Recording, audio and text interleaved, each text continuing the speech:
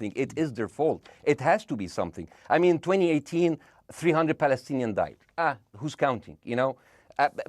So the thing is, what my question is, let's find what is the exchange rate for human life today so we know, expect the future death of Palestinians and we'll be happy to it. My response to that would be this, Bassem. I've thought carefully about this because I think it's very tricky for people like me to immerse ourselves into a conflict where we're not directly involved. And I thought carefully about what I feel about this. I feel that the scale of what Hamas did on October the 7th supersedes anything else I've seen in this conflict, really ever. The savagery, yes, the butchery, the slaughter of 1,300 people, the shooting of babies, the 100%, kidnapping of grandmothers and so on. So if we can agree on that, which I think is inarguable, then the question then becomes, again, about proportion. I don't disagree that there's been a lot of bad stuff on both sides going back historically for decades. But if we agree that this was on a different level altogether, quite deliberately by Hamas, designed to provoke... No, here's my question. Let me ask you a question. And the question, because you raised it earlier about proportion. I honestly don't know what the proportionate response is. I honestly don't. I don't. I've been watching the airstrikes this week thinking... So what's your question? Well, I would ask you, if you were Israel, what would you... If I was Israel? If you were Israel and that had happened to you, what would you think would be the appropriate way for the country to respond? I would do exactly like Israel did, kill as many people as possible since the world is letting me do it. I mean, I can do it because I can, you know. But the thing is, you know what, I agree with you. And you know what, I'm going to be even ahead of you because I see the question coming. Do you condemn Hamas for the atrocity? Yes, I condemn Hamas. I condemn Hamas. Hamas is the source of all evil. They're a reason for everything. And you know what? Let's, for a minute, imagine a world without Hamas. Right. What will this word look like? Let's give this word a name, and let's name this word the West Bank. Hamas has absolutely no control in the West Bank, and since the beginning of this year, only through August, 37 Palestinian kids were killed. No music festival, no paragliding, no Hamas. Since the occupation of the West Bank, 7,000 Palestinians were killed. No music festival, no paragliding, no Hamas. I can go on and on and on and on. No, but you don't need to, because in a way you're preaching to the choir. I've followed this crisis. Oh no, you're not preaching. So the thing is, like, in the sense that I know that what you're saying has validity. Of course. Piers. By the way, Piers. I am at a disadvantage here. I can hear you. I cannot see you. I am in a claustrophobic room, and so please cut me some slack and don't interrupt me and interrupt my points. Sure. So, because this has to be fair. Understand. Because if you want to only hear your opinion, I can just condemn Hamas and go home. I can do that. So, do you want to do that, or do you have a much more nuanced conversation? No, I absolutely want to have a nuanced conversation. I wasn't aware I was interrupting you. I thought I was letting you speak. Amazing. So let's. I mean, I would say I really applaud Israel for doing one thing that no military force in the world does. Because I heard Ben Shapiro and I heard Ron DeSantis, and they said Israel is the only military force in the world that warns civilians before bombing them. I mean, how fucking cute. That is so nice of them. Because with this logic, if Russian troops started warning Ukrainians before bombing their houses, we're cool with Putin, right? I mean, okay, Habibi, you have warned them, go invade, it's fine, you have done your job.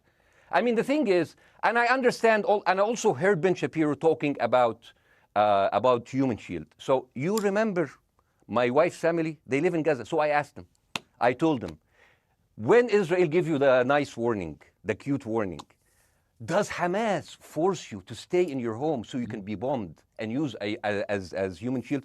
You know what, Hassan here, my wife's cousin, he's a loser, you know. He told me, you know, when I asked him, does that happen? He told me, no. The lying son of a bitch lied to me. I told him, you don't understand. Ben Shapiro and Ron DeSantis keep saying that Israel warns you and Hamas asks you to stay put. So I told you, he's a loser. He never kept a job. He even failed in all of the interviews to become like a Human Shield. I would believe Ben Shapiro. Let me ask you this, Bassem. So let's go with that. No. Let me ask you this. At some point, I must be able to ask you questions.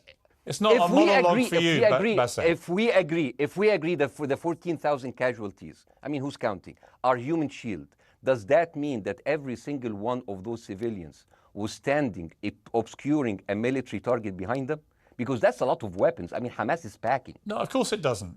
And look, It doesn't. So there's some collateral damage. Lots of collateral damage. Yes. It's fine. Yeah, you kill some to save some, and then kill some more. Yeah, I agree. Yeah. Well, let me agree. ask you this. Again, it comes back to proportionate response. When the world decided it had to get rid of ISIS because of the appalling butchery they were carrying out, it did so by also killing, very sadly, a lot of civilians along the way by doing airstrikes against places which But killing civilians are inevitable. You said that in the beginning. My point is, it's inevitable. Yeah, but once Israel has decided that they want to get rid of Hamas, and Hamas is embedded with civilian population, I'm very concerned about what's going to happen next. I've written a column tonight saying, I remember the Iraq War, which I opposed, right? I remember all this. So my question for you is, what would you think would be an appropriate response by Israel to what happened? Well, these are years of disproportionate responses of Israel. Right. Did it solve the solution? Did it solve the problem? Did it work before, so it will work? What will be the surprise this time? What will be the twist that will make this work this time? What will be different this time? Seriously, I mean, like, this is only the last 15 years. I mean, because it's too many papers. I just got this. But how will this be different? And the thing is, I am so glad in the introduction that you mentioned the Iraq War. I applaud you, Piers, for saying that, because you were honest about it. You said that spreading lies like WMDs made people look at those people as less of humans, and they would accept the death of 1 million Iraqi, whether by sanctions or by invasion, right? You are a good man. This is amazing. And you know what is similar? Is when you spread the lies of 40 decapitated babies, although it was refuted. So what happens when people hear that, killing babies is horrible. But when you say decapitated 40 babies, you are planting a certain image with a certain trigger in people's mind. Who has said that? Who has said 40? Who has said that? Who has said 40 decapitated? Who has said that? You have repeated. No, I haven't. What? I've never said that. You haven't said on your show 40 decapitated babies? Never. Ben Shapiro didn't say it? No. Ron DeSantis didn't say Nobody it? has said it. Okay, Piers, no, nobody said it? No. Oh, okay, maybe I am wrong. Decapitated. Here's you're wrong. I've never said that. The thing, what happened, no, you're wrong. But the thing is, when Iraq, the thing is, the same thing is happening in Iraq. Ben Shapiro once tweeted, not even about Gaza, about the West Bank, when Israel continued to build the illegal settlement. He said, 2017, Israel likes to build things, and Arabs, not Palestine, not Hamas, Arabs like to bomb crap and live in open sewage. Yeah, I thought that was very the Israeli defense minister, he said, those are human animals. And the thing is, Ben Shapiro should know better, because, long before the Holocaust, before Jewish people were thrown in the gas chambers, the Nazi propaganda called them rats. Now, as a human being, I will never accept that another human being being thrown into a gas chamber. But a rat, kill 10, kill 1,000, 3,500. They are son of a bitch. They are human animals who live in open sewage and decapitate babies. And because of that propaganda, Mr. Morgan, that guy in Illinois, the 71 years old guy, he killed, stabbing the 6-year-old Palestinian kid in Illinois 26 times. And he used to play with him. They used to be friends. But he went in, marching into their apartment, stabbing his mother and killing him, shouting, all Muslims could die. Yeah. It took you 80 years to change one word from Jewish to Muslim. And then you transferred your guilt to us and took away our land. Bassem, let me ask you a question. That deal sucks, man. Let me ask you a question. How do we get from where we are now to peace? Well, first of all, you need to change the perception. Nikki Haley, the American presidential candidate, said, we are in Israel in this because it's a fight between good and evil. Now, if you already decided someone is good, he can do no evil. And if you decided someone is evil, it's good to kill them. Killing them is good. You see, and the thing is, it is not like something new. I mean, I look at history and I see, I'm sorry to say this, but Westerners has always dealt like this with indigenous people. You first treated them like savages, Native American, First Nation, Aboriginal. They're savages. Kill all the savages. And then when they're almost extinct, you start feeling sorry for them, like animals.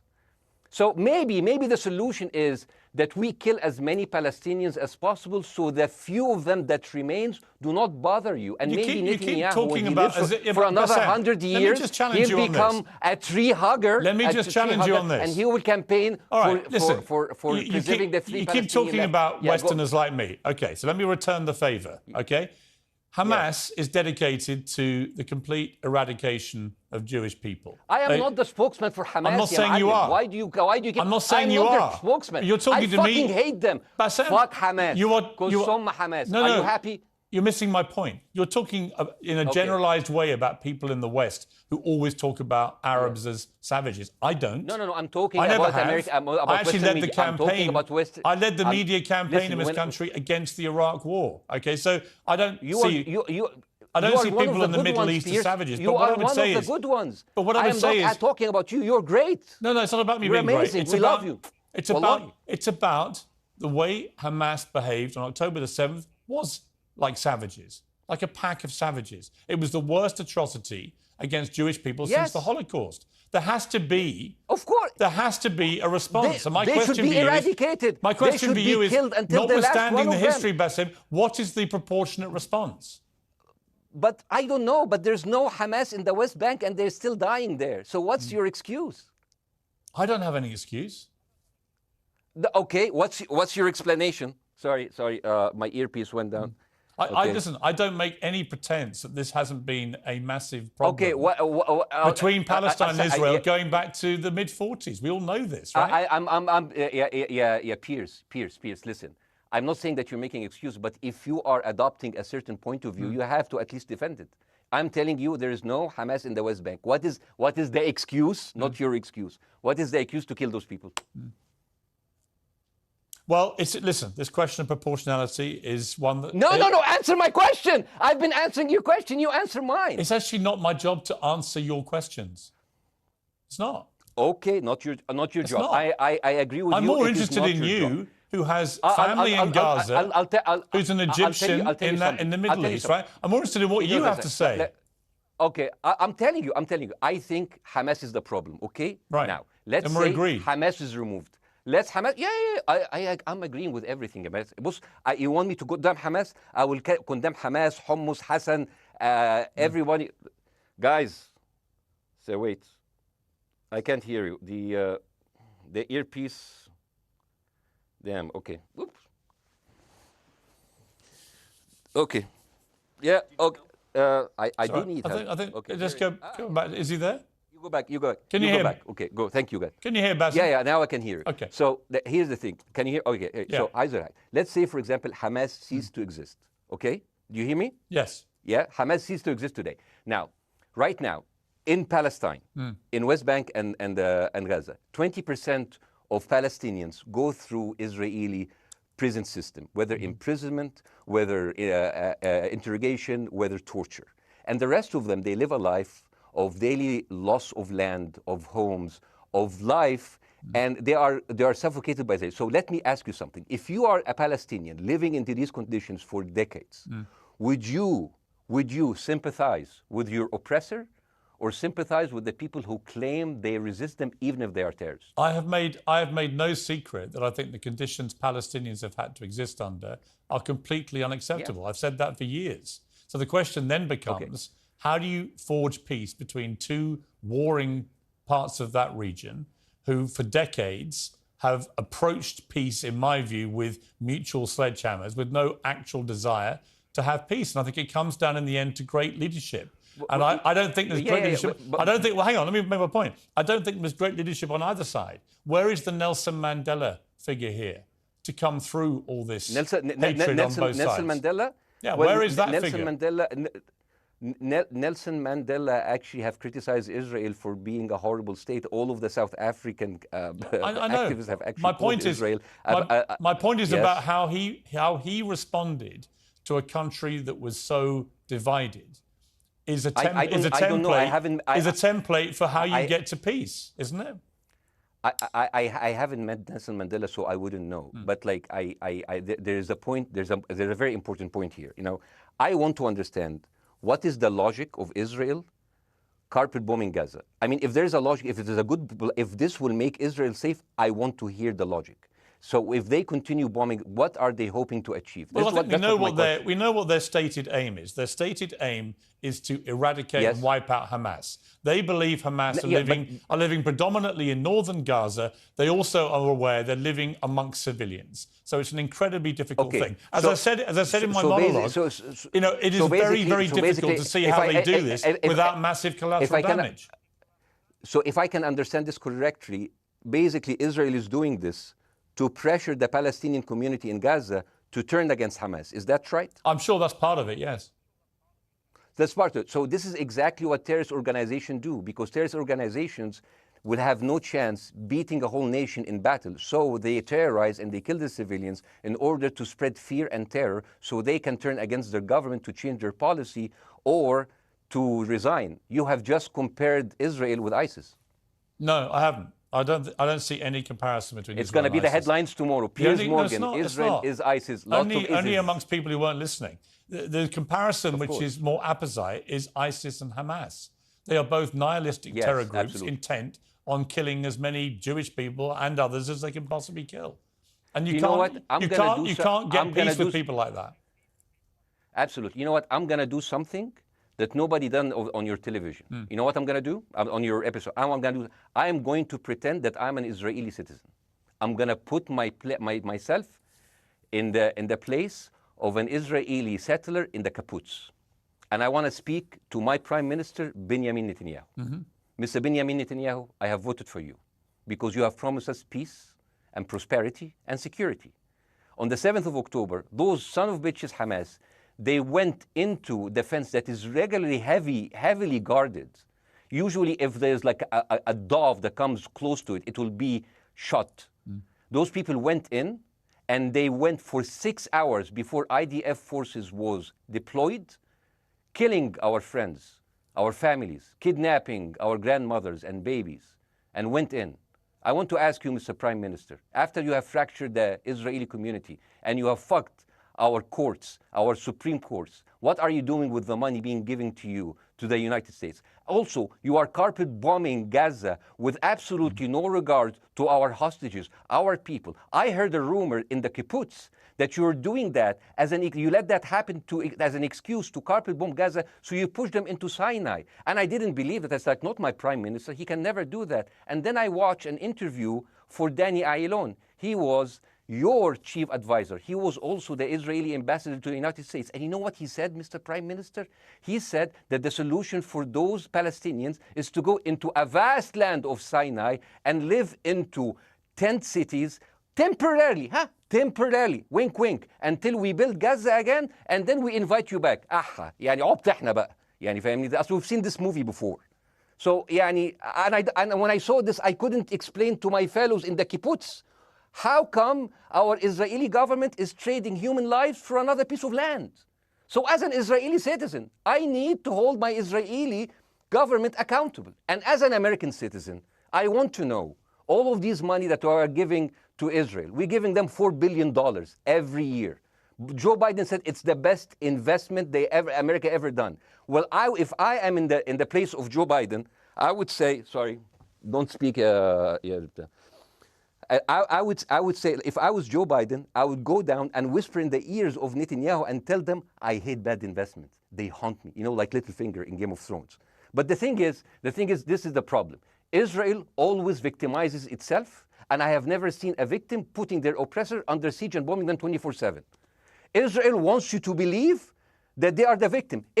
Dealing with Israel is so difficult. It's like being in a relationship with a narcissistic psychopath. He fucks you up, and then he makes you think it's your fault. All right, you Bassem, look at Israel as Superman, but they're really Homelander. Wallahi, they are shooting Bassem, fish in a barrel, and they are annoyed with the splashes. Bassem, I want to say two things. One, if you could just slightly mind your language. We are uncensored, but if you keep swearing... I'm very sorry. We have to apologise to viewers who may be offended by that. I apologise. But I understand passions run high, so let's not get too bogged down about the odd swear word. I apologise to the viewers. I apologise to the viewers for my language. My second question is this. After the sight of dead civilians. After the break, we have the managing director of the Daily Wire, which is Ben Shapiro's company. We were going to interview him on his own, but he's happy to come on and talk with you directly if you are prepared to stay. Well, of course, I can stay, but again, I am... Fuck. I am in a disadvantage, and I would like to have my space to respond. Okay, we'll come back after the break. I do. Stay there, Bassem. Because here's the thing. There's Bassem, two things we've I want got to go to a before, break. all right. When we come back from the break, will be you and Jeremy Boring from the Daily Wire. I have news. We're taking a Gaza. short break, Bassem. I'll be back.